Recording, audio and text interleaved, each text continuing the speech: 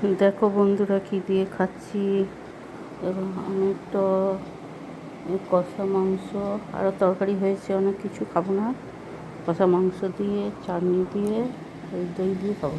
এই আলু ভাতে রয়েছে, কপির তরকারিও হয়েছে, ডাঁটার তরকারি হয়েছে, খাবো না। এই দেখো, আমি একাই খাবো 1 ডেচি মাংস, একাই খাবো।